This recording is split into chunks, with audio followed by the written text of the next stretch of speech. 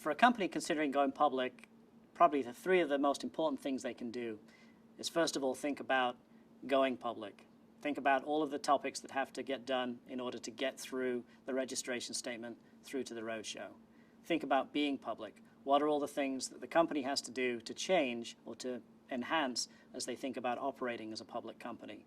And then when they've thought about that, a readiness assessment, an IPO readiness assessment that figures out what are the gaps in the organization, what are the issues, what are the surprises that might happen, put those on a piece of paper and plan them out so that you can approach the IPO in an organized, business-like fashion. So when we take a company through an IPO readiness assessment, we think about the two main work streams, going public and being public.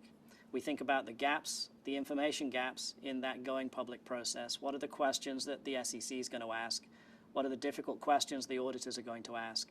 What are the due diligence questions that the bankers and lawyers are going to ask? Make sure you're prepared for all those things. And if there are gaps in your information, we need to put those together. We also think about preparing the company to operate as a public company, what we call being public. And we look at a framework, and we look across that framework, and we figure out what are the organizational gaps. Many companies come to us, and they are 12, 18 months away from their IPO.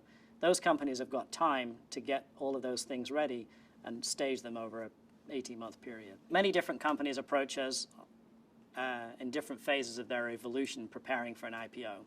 Sometimes we get companies that are 18, 24 months away from an IPO.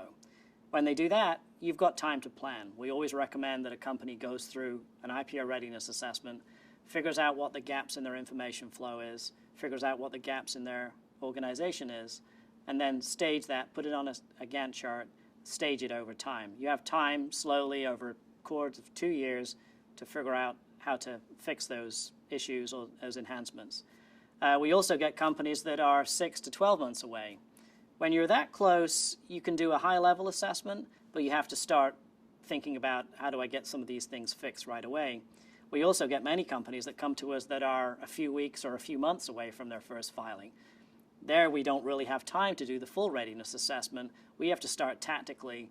What are the major gaps? Let's just start working on the financial statements. Let's start working on MD&A, executive comp, and figure out how we get that registration statement together. At the same time, they need to start thinking more critically around how do we change this company to look like a public company.